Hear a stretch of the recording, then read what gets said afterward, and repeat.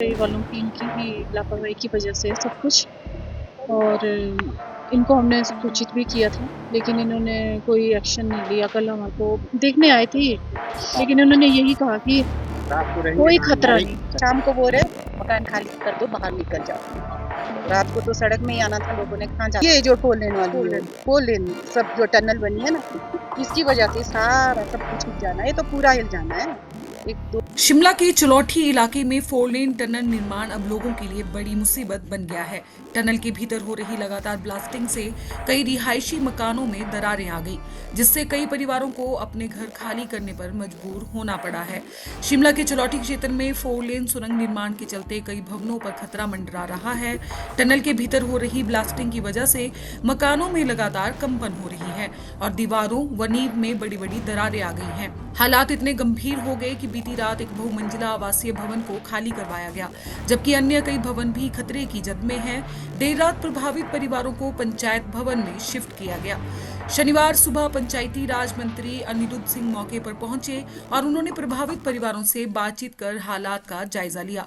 मंत्री ने लोगों को हर संभव मदद का भरोसा दिलाया और एनएचएआई अधिकारियों को तुरंत मुआवजा देने के निर्देश दिए। जो है मैं पिछले 1.5 साल से जो है national highway authority of India को बोल रहा हूँ, गडकरी जी को भी बोला है, उसमें संज्ञान भी लिया है और इसी के तर्ज पे जो है कमेटीज़ बनी है।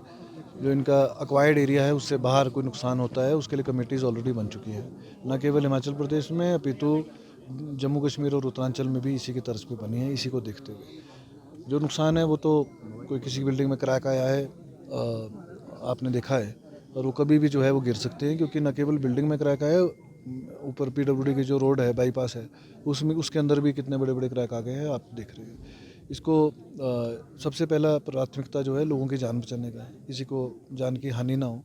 दूसरा, उनको फेयर कंपनसेशन मिले और समय पे मिले, यानी कि 2-2 साल लगे, 3-3 साल लगे, तो उसकी प्रक्रिया जो है नेशनल हाईवे अथॉरिटी ने चालू कर दी है।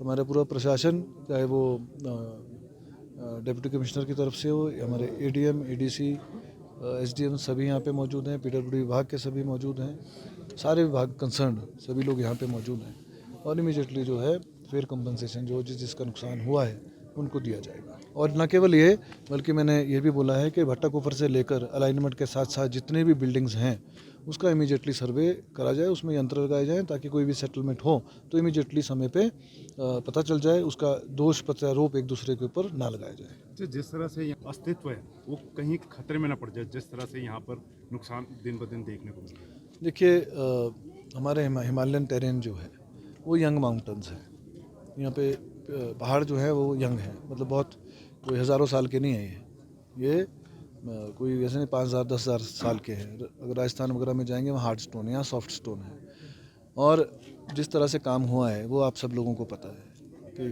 काम जो है किस तरह हुआ है। ब्लास्टिंग का भी इमीडिएटली इशू कर दिया गया है कि कंट्रोल ऑफ ब्लास्टिंग भी बिल्कुल बंद करी जाए। सबसे बड़ी बात है, ब्लास्टिंग से ही पहाड़ जो है हिलते हैं, वाइब्रेशन होती है, इस वजह से ही जो है ज़्यादा नुकसान हो रहा है। कितनी बिल्डिंग को यहाँ पर खतरा है? क्योंकि यहाँ 4-5 बिल्डिंग तो सामने ही दिख रही है, लेकिन इसके अलावा क्योंकि अब ऐसा है कि एनएचआई चाहे टनलिंग वाले जो ठेकेदार भी हैं वो या कंपनीज भी हैं, ये तो 2 साल बाद, 2 साल का काम है, 3 साल का, इसके बाद ये लोग चले जाएंगे। उसके बाद अगर 10 साल बाद इसका इम्पैक्ट जो है वो अभी नज़र नहीं आएगा हमको, वो हमारे को आने वाले 10 साल तक हमारे को नज़र आते रहेगा। इसीलिए समय रहते मैंने ये बोला है कि भट्टा कुफर से लेकर जहाँ पे घनी आबादी है और सड़क के साथ साथ मकान है, जो एक्वायर्ड विथ है इनकी, उसके साथ साथ मकान है, उसकी असेसमेंट अभी कर लें, और अगर लगता है कि 2 साल बाद ये इसको खतरा हो सकता है तो आज ही एक्वायर करते हैं उसको, ताकि लोगों को कोर्ट के धक्के ना खाने पड़े या परेशान ना होना पड़े। और प्रशासन जो है पूरी यहाँ पे मदद कर रहा है, प्रशासन जो है पूरी मदद कर रहा है। जो लोगों का सामान वगैरह है उसके लिए भी लेबर जो है रात को तो कम मिली थी, पर अब अभी प्रशासन द्वारा लगाई गई है, उनके रहने की खाने की व्यवस्था भी जो है सरकार द्वारा करी गई है। वहीं प्रभावित परिवारों ने एनएचएआई पर गंभीर लापरवाही के आरोप लगाए हैं। उनका कहना है कि उन्होंने पहले भी कई बार शिकायत दी थी, लेकिन कोई कार्रवाई नहीं की गई। लोगों का आरोप है कि टनल में हो रही ब्लास्टिंग के कारण उनके घरों को सीधा खतरा पैदा हुआ है और वे अब डर के साए में रहने को मजबूर हैं। फिलहाल प्रशासन और एनएचएआई की टीमें मौके पर तैनात हैं, लेकिन सवाल यही है कि आखिर कब तक आम लोगों को विकास की कीमत अपने घरों की कुर्बानी देकर चुकानी पड़ेगी। मेरा नाम पूजा शर्मा है और वैसे हम बेसिकली बिलासपुर से हैं। यहाँ पे हमने मकान यहाँ बनाया है। पर कब आपने मकान बना था और जब ये सूचना मिली कि दरारें पड़ती हैं तो हाँ। वजह क्या मानती है इसकी? सर ये तो एनएचएआई वालों की इनकी ही लापरवाही की वजह से है सब कुछ। और इनको हमने सूचित भी किया था, लेकिन इन्होंने कोई एक्शन नहीं लिया। कल हमारे को देखने आए थे ये, लेकिन इन्होंने यही कहा कि कोई खतरा नहीं, कोई भी खतरा नहीं, आप यहाँ आराम से रह सकते हो। और शाम को 8 बजे के करीब कॉल आती है कि आप सारे बाहर आ जाओ, किराएदार भी और सब लोग बाहर आके खड़े हो जाओ जिस रोड पे। तो अब आपने बात की है प्रशासन से कि आपके रहने का कहाँ होगा? जी हाँ जी, हमने अनिरुद्ध जी से बात की है। उन्होंने हमारे को पूरा विश्वास दिलाया है कि हम आपके लिए सब कुछ मतलब जो भी इसका मुआवजा बनता है वो भी जल्द से जल्द मिलेगा और आपका रहने का इंतज़ाम भी किया जाएगा। तो है हमारे को वजह विश्वास क्या है। मानते हैं? क्या एनएचएआई ढंग से काम नहीं कर रहा है? नहीं, इन्हीं की ही वजह से, जो भी यहीं की बात नहीं है, कहीं भी जो भी हो रहा है वो इन्हीं की वजह से। क्या ब्लास्टिंग प्रॉपर नहीं करते हैं क्या? ब्लास्टिंग तो इतनी हो रही थी सर कि हमारे मकान हिल जाते थे। हमारे लिए तो पूरी जितनी भी बिल्डिंग है सर सब ब्लास्टिंग तो बहुत ज़्यादा की हुई है। अब क्या मांग करते हैं? अब यही है कि हमारा इतना एक्वायर की जाए और हमारे को मुआवजा दिया जाए जो हमारा खर्चा तो जल्द बनता से है। जल्द। कहाँ जाएंगे, कहाँ रहेंगे? आप आओ। अपना नाम बताएं और कहाँ पे रहना है? हम वैसे बेसिकली तो देहाबलसन से है। हमारा यहाँ मकान है।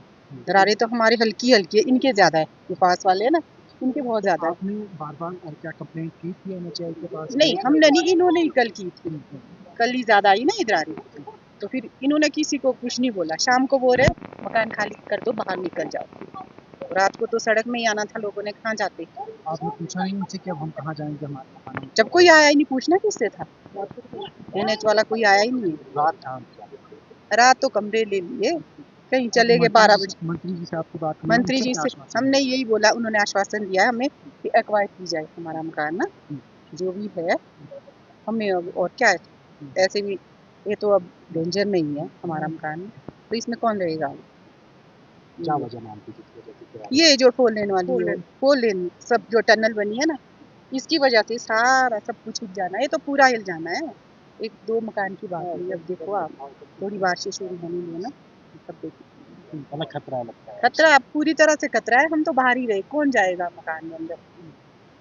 हम तो डर के अंदर जा रहे हैं, डर के जा रहे हैं। हम तो वैसे रिस्क नहीं है अंदर जाने का। फेसबुक पर पोल स्टार हिमाचल का पेज लाइक करें और यूट्यूब पर हमारा चैनल सब्सक्राइब करना ना भूलें।